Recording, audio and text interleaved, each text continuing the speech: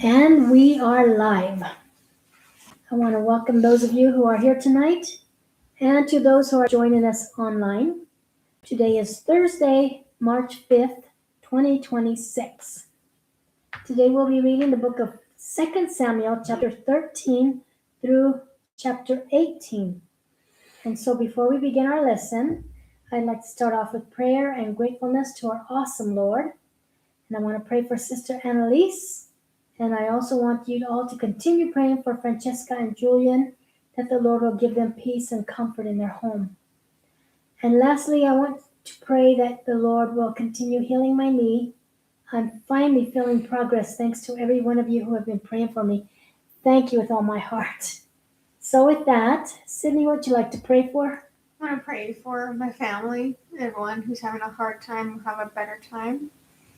Everyone in the church for this year to be a better, blessed year, and that it ends really well for everyone. I want to pray for... I want to say thank you for everything. Thank the Lord for everything. Thank you. Sorry, I'm just trying to stay quiet. Okay, Tosh? Pray for me and my husband, his salvation. Pray for my children, guide them in his truth. Be with my parents, be with you, continue healing on your knee, be with Rivers, Dacia, Dax, her pregnancy, be with all of us in the church, blessings for everyone's careers, and also just thank God for everything, and pray for wisdom, knowledge, understanding. All right. Okay, so with that, let's all bow. Oh, I'm sorry, Kinsa. Sorry, I wanted to drink first. I didn't want to interrupt. Sorry. Okay. I want to pray for myself, all my siblings, my parents, all my grandparents, my aunt and uncle, and our little cousin. Yeah. Massive prayer that for so we don't have to deal with World War III or anything about future wars or anything like that. Our nation, our economy, and for everyone in my family with the holy blessing and the Holy Ghost. And I'm really, really praying for myself right now. And that's really it. Okay. Dee's coming out now. Okay, let's everybody bow our head. Close your eyes and put your mind on the Lord. And we ask, Lord, that you will open up your ears and hear our prayers this day. God, you heard each and every prayer request. We're praying for, actually going to be praying for Sydney and Quinlan for they're trying to further their education. So I want to pray, Lord God, that you would guide them both and bless them with wisdom and understanding. Pray for Delilah and Kinson, Lord God, for whatever their needs may be. Lord, I pray that you'll help them in their future. I want to pray for our government. I want to pray for the leaders of this country. And most of all, Lord, that there won't be no huge war breaking out with right now and what's going on in the Middle East. Lord, we want to pray for my son, for his salvation, for his healing. I want to pray for my daughter and her husband, Rivers, for a blessing for them. I want to pray for, oh Lord, each and every prayer request that was mentioned. I want to lay them down before you and ask you, Lord, to please hear our prayers and answer them in the name of Christ Jesus. Everybody said, Amen. Amen. So, you ready? Here we go. 2 Samuel, chapter 13 through chapter 18. In chapter 13, we'll be reading about two of King David's sons who both had different mothers, but they were both from King David. So they were half-brothers, am I right? Mm-hmm.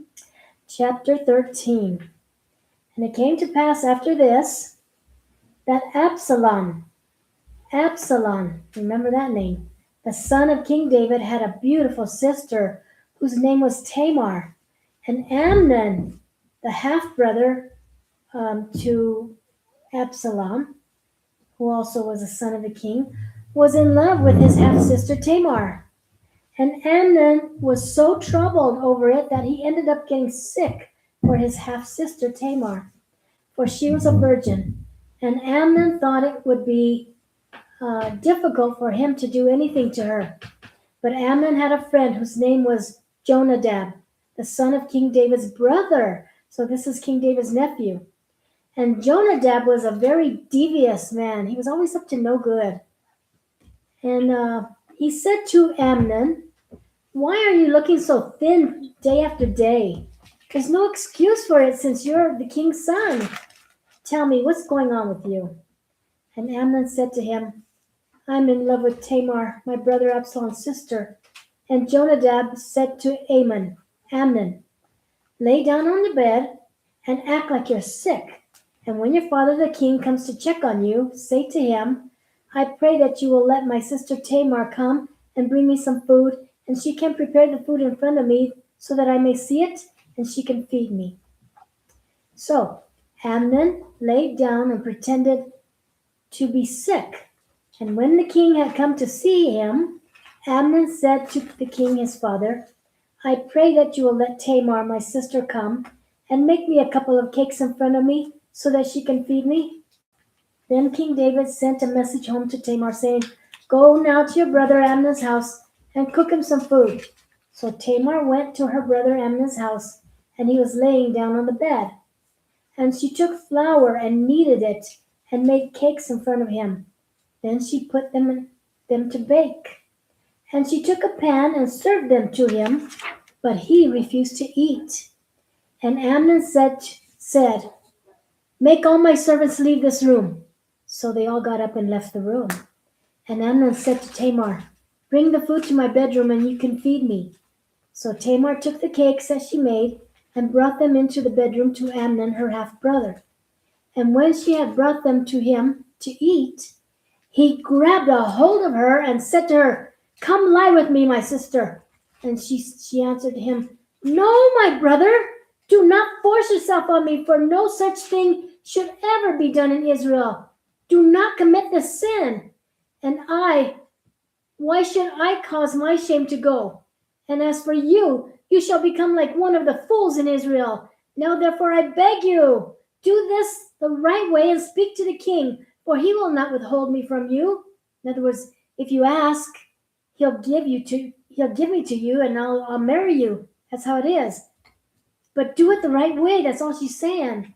However, Amnon would not listen to her, and being stronger than her, he forced himself on her and lay with her. After it was over, Amnon hated her worse than ever, so that the hatred in which he hated her was greater than the love wherewith he had loved her. Makes you wonder if he even loved her. And Amnon said to her, "Get up and get out of here." And she said to him, "Why bother? This evil in sending me away will be greater than what you did to me." But he would not listen to her. Then he called his servant that ministered to him and said, "Get this woman out of my sight and lock the door after she's gone."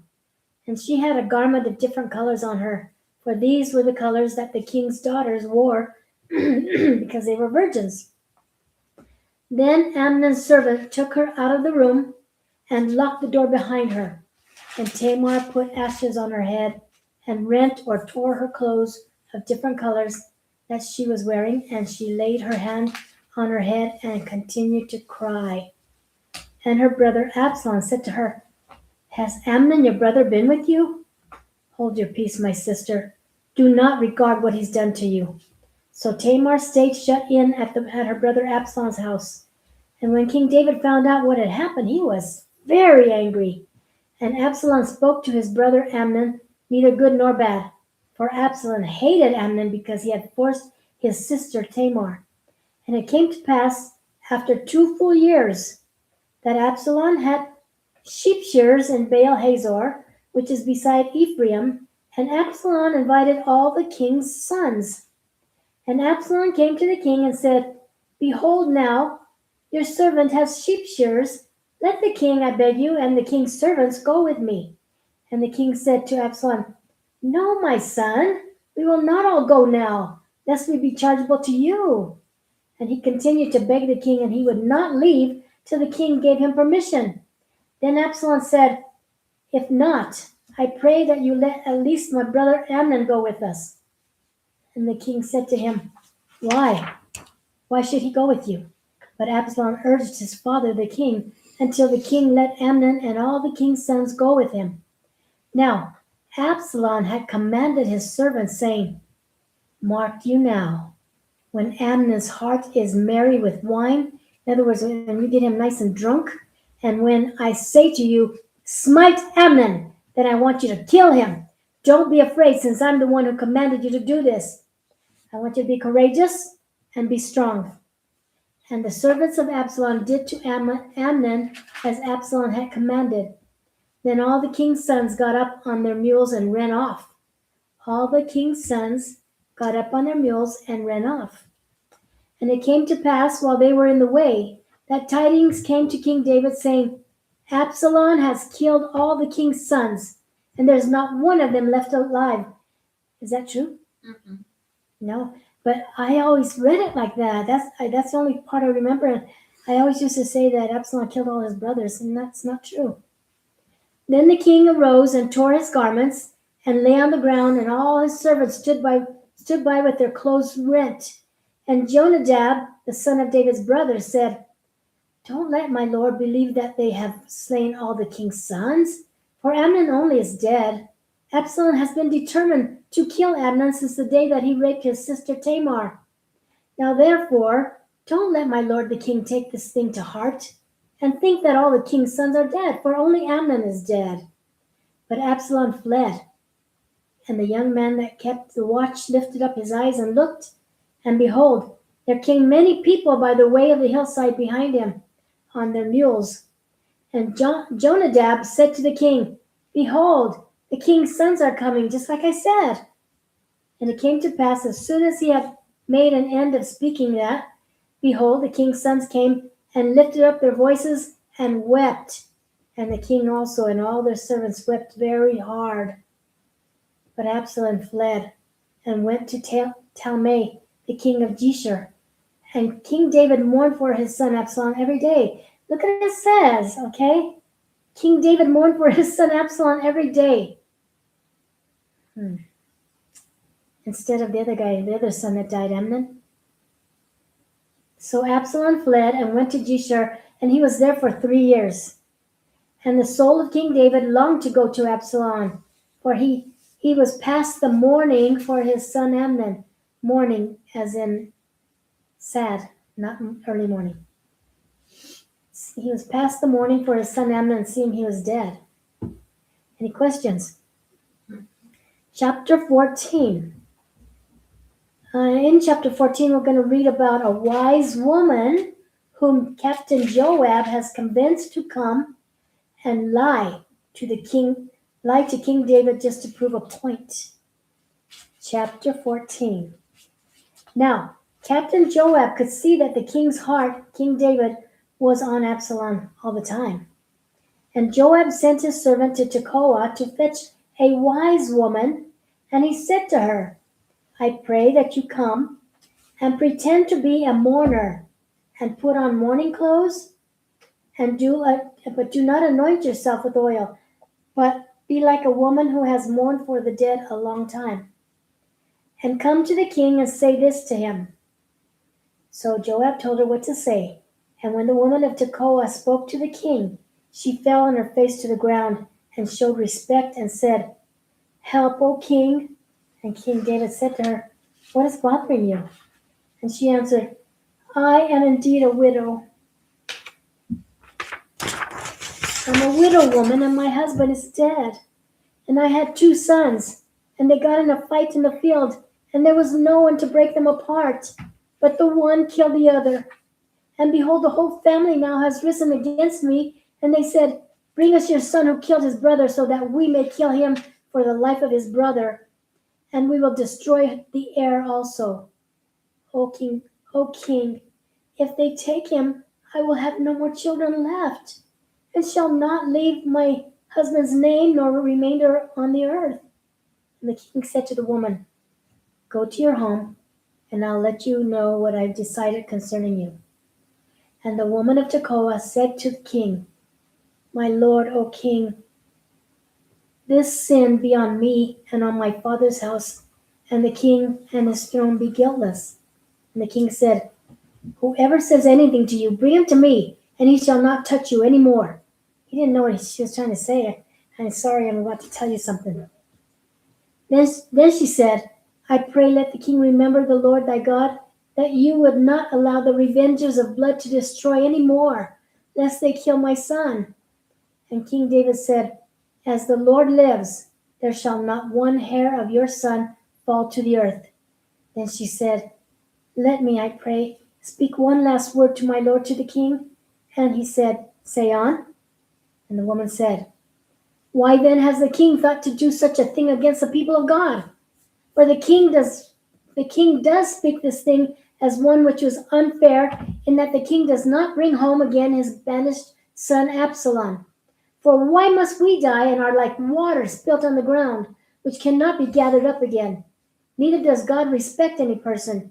Yet why do you think in your mind that your banished son should not be shut out from you? Now this is why I have come to speak of this thing to my lord the king. It is because the people have made me afraid, and your handmaid said, which is her, I will now speak to the king. It may be that the king will perform the request of her handmaid.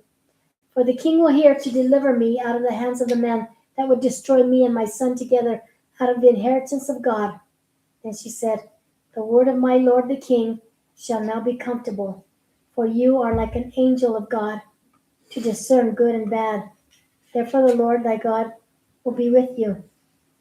Then King David said to the woman, don't hide anything from me that I'm about to ask you. Don't hide from me this thing that I'm about to ask you.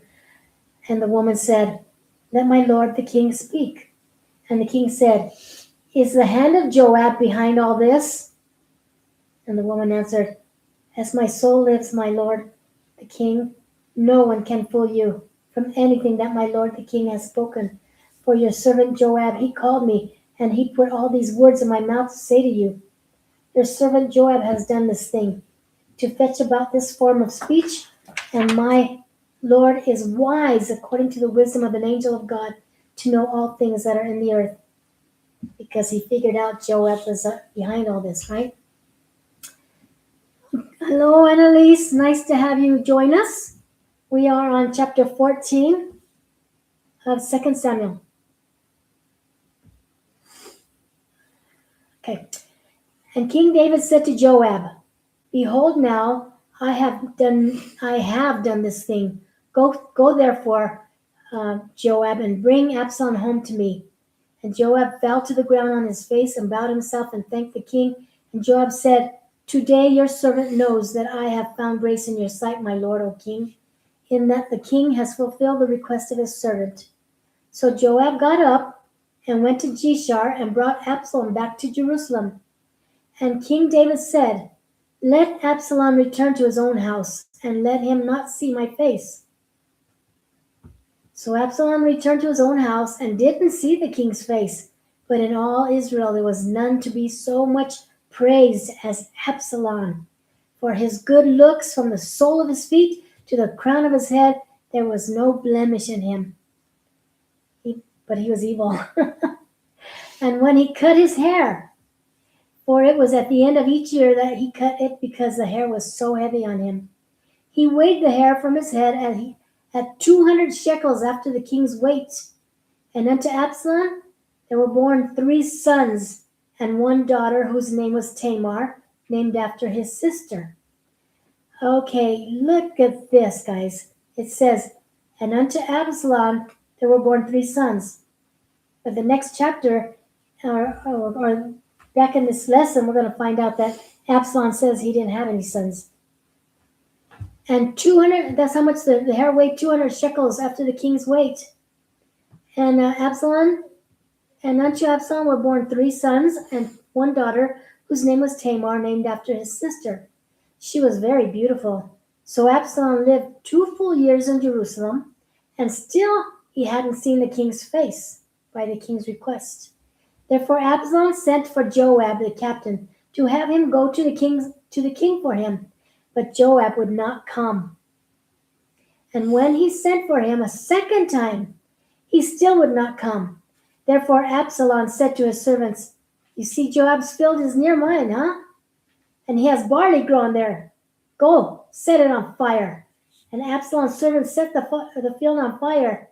And Joab arose and came to Absalom at his house and said to him, "Why have your servants set my field on fire?"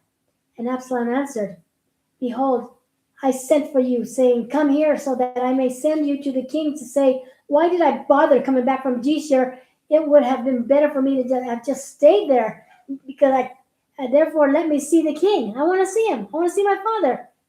And if there be any iniquity or sin in me, let him kill me.'" So Joab went to the king and told him. And when the king called for Absalom, he came and bowed himself on his face to the ground before King David, and the king kissed Absalom. Any questions? Annalise?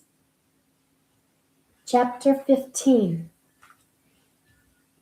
And it came to pass after this, that Absalom prepared him chariots and horses and 50 men to run before him. And Absalom rose up early and stood beside the way of the gate. And it was so, that when any man that had a dispute with another came to the king for judgment, the king judged. Then Absalom called to him and said, "What city did you come from?" And he said, "I am from one of the tribes of Israel." And Absalom said to him, "See, your matters are good and right, but there's no man assigned by the king to listen to you." Is that true? No, the king listens. Absalom said moreover, "Oh, if I were made judge in this land, then every man who has any lawsuits or cause might come to me, and I would do him justice." And it was so, that when any man came close to him to bow down and show the respect, he put forth his hand and took him and kissed him. And Absalom did this to all Israel that came to the king for judgment. See what he's doing? He's luring them away from the king and having them take sides with him. And Absalom did this to all Israel that came to the king for judgment. So Absalom stole the hearts of the men of Israel, and King David has no clue what's going on. And it came to pass after 40 years that Absalom said to the king, "I pray, let me go and pay my vow which I have vowed to the Lord in Hebron. For I vowed a vow while I lived in Geshur in Syria, saying, if the Lord shall bring me back to Jerusalem, then I will serve the Lord." And he's lying to the king, isn't he? And the king said to him, "Go in peace." So he got up and went to Hebron. But Absalom sent spies throughout all the tribes of Israel, saying, "As soon as you hear the sound of the trumpet, then you shall say, 'Absalom reigns in Hebron.'"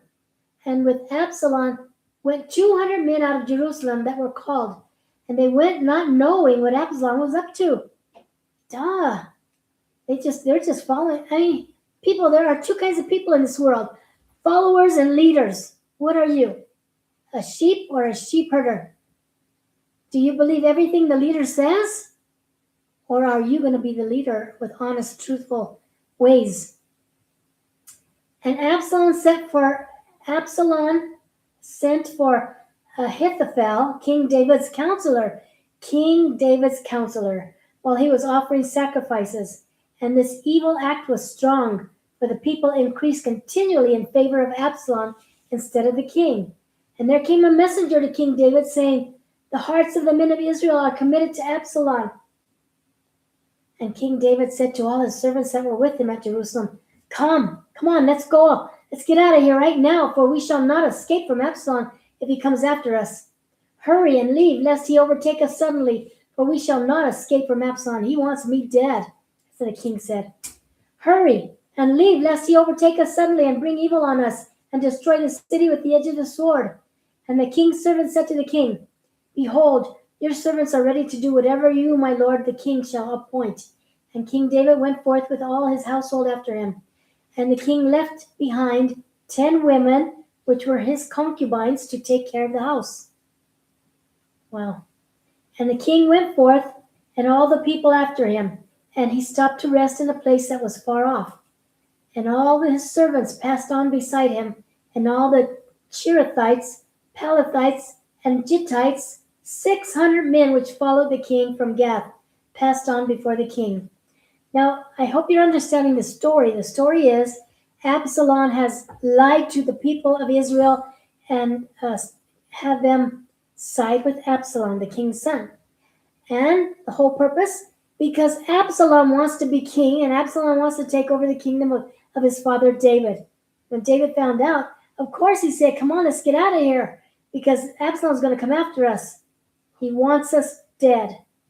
Then the king said to Ittai the Gittite, why are you coming with us? King David asked him. Return to your own place and abide with the king, for you are a stranger and have left your country voluntarily, whereas you just came yesterday. Should I this day make you go up and down with us, seeing I go wherever I choose? Return and take back your brethren. Mercy and truth be with you. Do you think Ittai went? Do you think Ittai left? And Ittai answered the king and said, as the Lord lives, and as my Lord, small Lord, Annalise, did you notice that? And as my Lord the king lives, surely in what place my Lord the king shall be, whether in life or death, even there also I will be with him. I don't want to leave you, king. And King David said to him, Ittai, go ahead, pass over. And Ittai the Gittite passed over with all his men and all the little children that were with him. And all the country wept with a loud voice, and all the people passed over the brook Kidron. And all the people passed over toward the way of the wilderness. And lo, Zadok, the priest, also came, along with all the Levites who were with them. Thank you. And all the people passed over toward the way of the wilderness. And lo, Zadok the priest came also, along with all the Levites who were with him, carrying the ark of the covenant of God. And they set the ark of God down, and Abiathar went up until all the people had safely passed out of the city. And King David said to Zadok, take the ark of God back to the city. If I shall find favor in the eyes of the Lord, he will bring me back again and show me both it and his habitation. But if he says, I have no delight in you, behold, here I am, Lord. Let him do to me according to his will. The king also said to Zadok the priest, aren't you also a prophet? Return to the city in peace, along with your two sons, Ahimaaz and your son, and Jonathan, the son of Abiathar the priest. Okay, I want to read that again because I want you to see what's going to happen here. The king is asking Zadok, the high priest, and his brother, and their two sons, to return the Ark of the Covenant back to the palace, David's palace. For a reason, okay? He said, look, I will wait in the plains of the wilderness until I receive word back from you to assure me.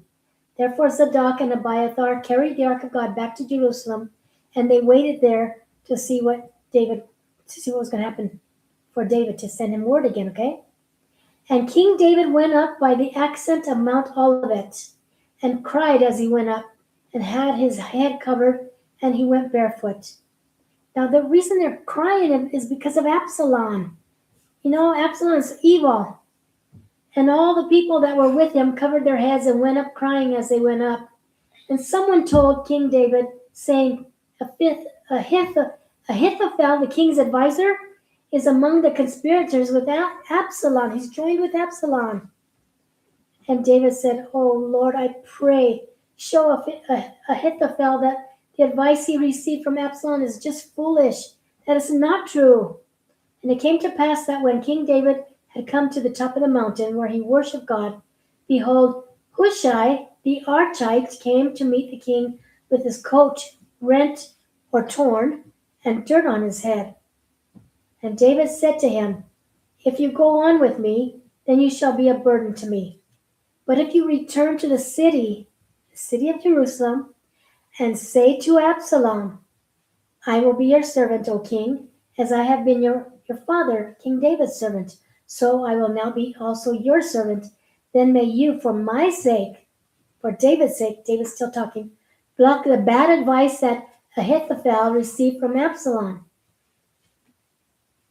And won't you have And won't you have there with you Zadok and Abiathar, the priests? They're waiting to find out what you find out.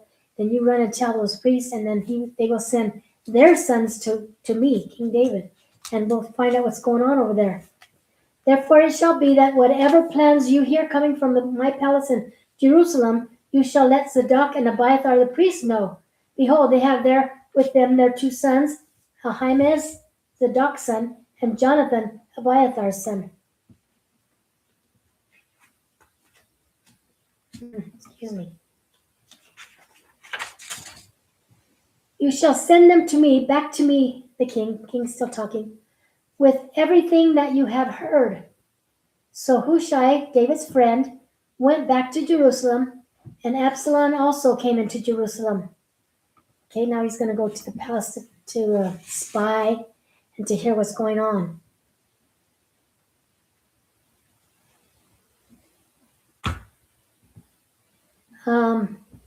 Any questions? Okay, chapter 16.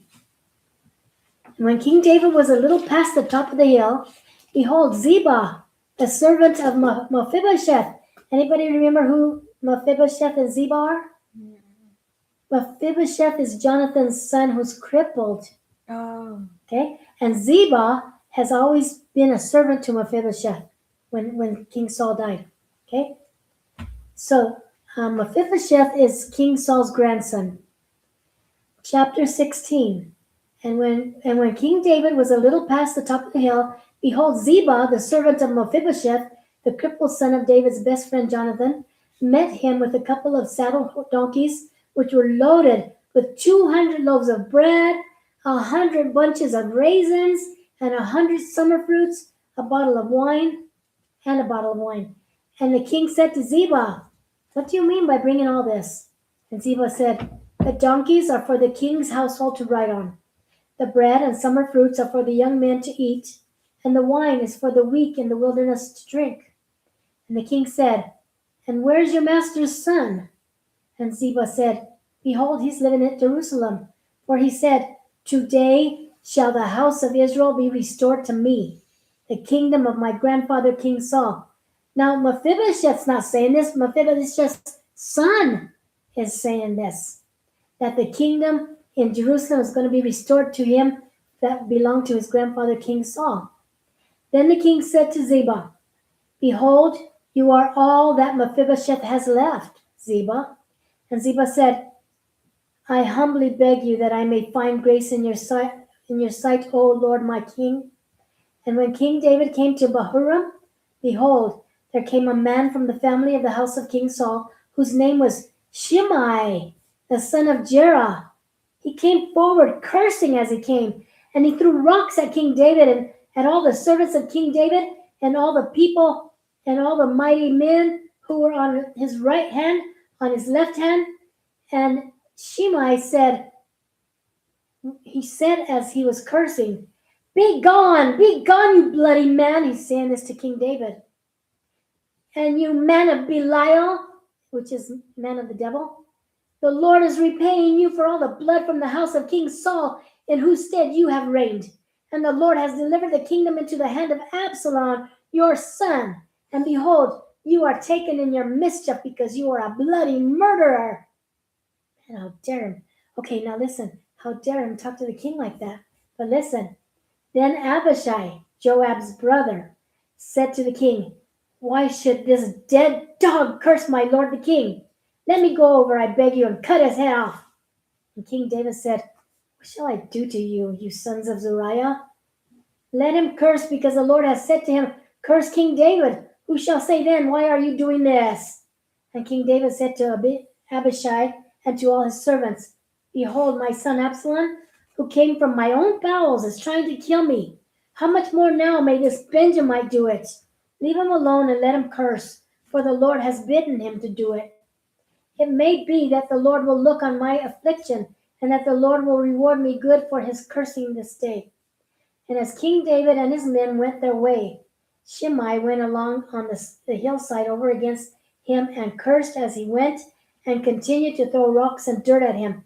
Now I'm going to back up a little bit. How much more, he says, Maybe this Benjamin do this because Abishai wants to go kill him, right? I mean, I'm with Abishai. But here's the deal. David said, let him curse because the Lord has said to him, curse King David. And I don't believe that because sometimes people say the Lord said this when the Lord has not spoken. Because at this point, the Lord has not left King David. He has not. And so David ends his sentence by saying, leave him alone, for the Lord has bidden him. It may be, here you go, it may be that the Lord will look on my affliction and that the Lord will reward me good for his cursing this day. Mm-hmm. And as King David and his men went their way, Shimei went along on the hillside over against him and cursed as he went and continued to throw rocks and dirt at him. And the king and all the people that were with him came tired, and they refreshed themselves there. And Absalom and all the men of Israel came to Jerusalem, and Ahithophel was with them. And it came to pass when Hushai, King David's friend, had come to Absalom, that Hushai said to Absalom, the bad son, King David's bad son, God save the king! God save the king! And Absalom said to Hushai, is this the way you show kindness to your friend King David? Why didn't you go with your friend? And Hushai said to Absalom, now Hushai's trying to get information from Absalom, remember? He's a good guy. Hushai said to Absalom, no, but whom the Lord and this people and all the men of Israel choose, his I will belong to, and with him I will abide, speaking about Absalom. I'm going to stay with you, Absalom, but he's lying. And again, who should I serve? Shouldn't I serve in the presence of his son, as I have served in your father, King David's presence? So I will be in your presence. Then Absalom said to Ahithophel, talk amongst yourselves and give us advice as to what we shall do. Remember who Ahithophel is? He was David's counselor. He was David's advisor, and now he's on Absalom's side. So Absalom said to Ahithophel, talk amongst yourselves and give us advice as to what we shall do. And Ahithophel said to Absalom, go in to your father's concubines, which he left behind to keep the house. And all Israel shall hear that you are hated by your father because of what you've done. Then shall the hands of all that are with you will become strong or stronger. Now, that was the advice of Ahithophel. And that's the advice that we're going to find out. Nobody listened to his advice now. So they spread Absalom a tent on the top of the house of Absalom, and he went in unto his father's concubines in the sight of all Israel. In other words, he had sex with them, all the 10 concubines. And the advice from Ahithophel, which he counseled in those days, was as if a man had inquired at the oracle of God. It was good advice. So was all the advice of Ahithophel, both with King David and with Absalom. Any questions? Chapter 17. Moreover, Ahithophel said to Absalom, let me choose 12,000 men now, and I will arise and go after King David tonight. And I will come upon him while he is tired and weak, and will make him afraid. And all the people that are with him will run away, and I will kill only the king. And I will bring back all the people to you. The man whom you seek is as if all returned, so all the people shall be in peace. And what Ahithophel said pleased Absalom and all the elders of Israel. Then Absalom said, call Hushai the Archite also, and let us hear what he has to say. And when Hushai, King David's friend, had come to Absalom, Absalom spoke to him, saying, Ahithophel has spoken after this manner. Shall we do what he says? If not, you tell me. And Hushai said to Absalom, the advice that Ahithophel has given is not good at this time. For you know your father and his men, that they are mighty men, and will become angry, very angry, like a bear robbed of her cubs in the field. And your father, King David, is a man of war, and will not sleep with the people. Behold, he is probably hiding in some pit or in some other place, and it will come to pass when some of them are overthrown at the first, that whoever hears about it will say, there is a slaughter among the people that follow Absalom. And he also that is valiant, whose heart is as the heart of a lion, shall utterly melt. For all Israel knows that your father is a mighty man, and they who are with him are also valiant men. Therefore I advise you. This is the advisement from Hushai. Not good, okay? But he has to do this to save King David. Therefore I advise that all Israel be generally gathered to you, from Dan even to Beersheba, O Absalom, as the sand that is by the sea for multitude, and that you go to battle in your own person. As the sand that is by the sea, in other words, there's so many of you to count. And that you go to Beersheba as the sand that is by the sea of multitude, and that you go to battle in your own person. So shall we come upon the king in some places where he shall be found, and we will fall upon him like the dew falls on the ground. In other words, we'll grab him and kill him. And of him and all his men that are with him, there shall not one be left alive. Moreover, if he has gone into a city, then shall all Israel bring ropes to that city, and we will drag it into the river until there be not one small stone found there. And Absalom and all the men of Israel said, the advice from Hushai is better than the advice from Ahithophel. For the Lord had arranged to defeat the good counsel of Ahithophel. Okay, the Lord arranged Hushai to say these things. The Lord had arranged to defeat the good counsel of Ahithophel with the intentions that the Lord might bring evil on Absalom. Then Hushai said to Zadok and Abiathar, the priests. Okay, Hushai has now run down to see the two priests, Zadok and Abiathar, to tell him what he found out and what happened there. Okay, thus and thus happened. Did Ahithophel advise Absalom and the elders of Israel, and thus have I counseled. Now therefore quickly send a messenger to King David, saying, do not settle down tonight in the plains of the wilderness, but quickly pass over, lest King David be swallowed up, and all the people that are with him. Now Jonathan and Ahimaaz, the priest's son, took off running to go find King David, but they stayed by En-Rogel so they would not be seen coming into the city. There I go. I'm losing my voice again.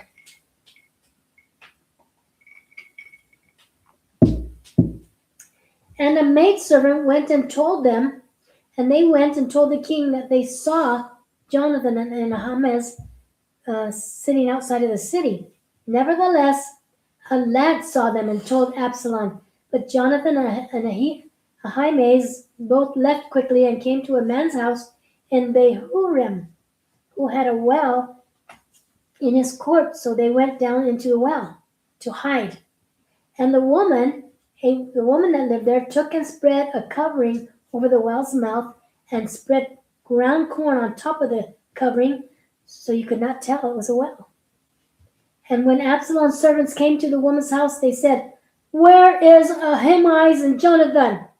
And the woman said to them, they have gone over the brook of water.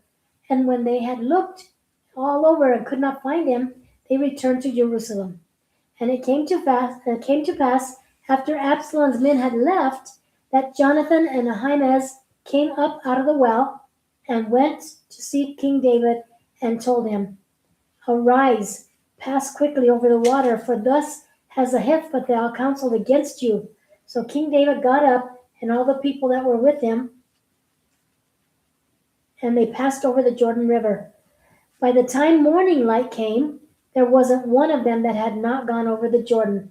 And when Ahithophel saw that his advice was not followed, he saddled his horse and arose and went home to his own city and put his household in order and hung himself and died and was buried in the sepulchre of his father. Then King David came to Mahanaim And Absalom passed over the Jordan River, he and all the men of Israel with him, looking for his father the king to kill him. And Absalom made Amasa captain of the host instead of Joab, which Amasa was the son of Ithra, an Israelite, that went into Abigail, Joab's mother. So Israel and Absalom made camp in the land of Gilead. And it came to pass when King David had come to Mahanaim, that Shobi from the children of Ammon, and Machir, the son of Amiel, they brought beds, basins, earthen vessels, wheat, barley, flour, parched corn, beans, lentils, parched pulse, honey, butter, sheep, and cheese from the cows for King David and for the people that were with him to eat. For they said, "We know your people are hungry and tired and thirsty in the wilderness." Any questions? Are you guys following me okay? Chapter 18. And King David counted the people that were with him and set captains of thousands and captains of hundreds over them. And King David set forth a third part of the people under the hand of Joab, and a third part under the hand of Abishai, Joab's brother, and a third part under the hand of Ittai the Gittite. And the king said to the people, "I will surely go forth with you also. I won't let you go without me." But the people answered, "Oh, no, you won't. You will not be going with us to battle, because if we have to run away, they will not care about us, nor will they care if half of us die. But now you are worth 10,000 of us, king. Therefore it is better that you see us out of the city. Just go watch while we leave." And the king said, "Whatever you think is best, I'll do." And the king stood by the gate side, and all the people came out by hundreds and by thousands. And the king commanded Joab, Abishai, and Ittai, saying, "For my sake, please don't let anything happen to my son Absalom." And all the people heard what the king commanded the captains concerning Absalom. Because King David loved Absalom, no matter how evil he was, King David loved him. And he's now asking the three captains that you're going to go chase after Absalom. Please make sure nothing happens to him. So the people went out into the field to fight against Israel. And here we find brothers fighting against brothers again. So the people went out into the field to fight against Israel, and the battle was in the forest of Ephraim, where the people of Israel were killed by the servants of King David. And that day there was a great slaughter. 20,000 men died, for the battle was scattered over the face of all the country. And the forest caused the death of more people that day than the sword devoured them. Now, how do you think the forest killed them? Get tripped, they could break their neck. Oh, yeah, maybe it was one of those really tight forests where you can't run really well in. Maybe got foggy as well. It could have been foggy, yeah. Could be animals in there. Oh, yeah, wild animals. So the forest caused the death of more people that day than the sword devoured. And Absalom met the servants of King David. And Absalom rode on his mule. Oh, wait a minute. See what I'm saying? Absalom ran into the servants of King David. And Absalom rode on his mule really fast to get away from them. And the mule went under a thick branch of a great oak tree. And his hair got caught in the oak tree. And he was swinging between the heaven and the earth. And the mule he was riding ran off without him. Whoa. So now he's swinging between the heaven and the earth by his hair, his thick, long hair. And a certain man saw it and told Joab, the captain, David's captain, and said, "Behold, I saw Absalom hanging from an oak tree." And Captain Joab said to the man, "If you saw him, then why didn't you kill him? I would have given you 10 shekels of silver and a girdle." And the man said, "Even if you would have given me 1,000 shekels of silver, I still would not have killed the king's son. For we all heard the king say to you, Abishai and Ittai, that no one is to harm his son Absalom. Otherwise I would have brought falsehood against my own life. For there is nothing kept from the king, and you yourself would have killed me for it." Then Joab said, "I will not wait here any longer with you." And Joab took 3 darts in his hand and thrust them through the heart of Absalom while he was still alive, hanging from the oak tree. And 10 young men that bare Joab's armor, they looked around and then turned back around and struck Absalom till he died. And Joab blew the trumpet, and the people returned from chasing Israel. But Joab held back his men from returning home to King David. And they took Absalom and threw him into a huge pit in the forest and laid a very great pile of stones on him. And all Israel ran, every man to his tent. Now, Absalom in his lifetime, listen to this, had taken and reared up for himself a monument, which is in King David's valley. For he said, I have no son to keep my name in remembrance. Remember we read? He had 3 sons. He had 3 sons and a daughter, and he named the daughter Tamar after his sister. And now they're saying that Absalom said, for I have no son to keep my name in remembrance. And he called the pillar after his own name, and it was called to this day Absalom's place. Then Ahimaaz said, let me run and tell King David the good news, how that the Lord has avenged him from his enemies. And Joab said to him, you shall not bear tidings today, but you shall bear tidings on another day. See how he kept his people back from going to King David? But not today, because the king's son is dead. Then Joab said to Cushai, now I don't understand this. This had to have been the second day. Then Joab said to Cushai, go tell the king what you have seen. And Cushai bowed himself to Joab and ran off. Then Ahimaaz, the son of Zadok the priest, said again to Joab, let me run also after Cushai. And Joab said, why would you run, my son, seeing that you have no news ready? And Ahimaaz said, come what may, let me run also.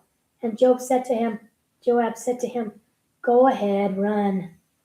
Then Ahimaaz ran by the way of the plain, and he overran Cushai. He beat him. And King David was sitting between 2 gates, and the watchman went up on the roof over the gate and looked. And behold, a man came running, and he was alone. And the watchman cried out to the king, O King David. He cried out to the king, O King David, one man is coming running, and they're all alone. And King David said, if he's alone, then there is good news to report. And he came rapidly and drew near, and the watchman saw another man come running. And the watchman called out to the porter and said, behold, another man is coming, and he's running alone. And the king said, he also is bringing good news. And the watchman said, I think the running of the first man looks like Ahimaaz. And King David said, he is a good man, and he's coming with good news. Because he said he's a good man because he's a son of the priest, right? And Ahimaaz called out and said to the king, all is well. And he fell down to the ground on his face before the king and said, blessed be the Lord your God, King David, which has delivered up the men that lifted their hand against my lord the king. And the king said, is my son Absalom safe? And Ahimaaz answered, when Joab sent the king's servants and me, I heard a great commotion from a great crowd, but I didn't know what was going on. And King David said, turn aside and stand right here. And he turned aside and stood still. See, this is the kind of kid that talks too much. He didn't get to the point. And King David said, turn aside and stand here. And behold, Cushai came, and he said, tidings, my lord the king, for the Lord has avenged you today of all them that rose up against you. And the king said to Cushai, is my son Absalom safe? And Cushai said, the enemies of my lord the king, and all them that rose up against you to hurt you, are as your son is, dead. And the king was much moved, and went up to his bedroom over the gate and cried. And as he went, he said, oh, my son Absalom, I wish to God I had died instead of you. Oh, Absalom, my son. And that concludes our lesson for today. Does anybody have any questions before I end the session? Annalise, any questions? And if you have any, when you think about it, you can call me, okay? I pray that God spoke to you through this lesson and you were able to take something from it that would make your life better for God. After all, you are his servant. I love you, everybody, and I pray you all have a wonderful and safe weekend. Our next lesson should be on Thursday, March 19. So I'll see you then. Love you. Bye, Anna.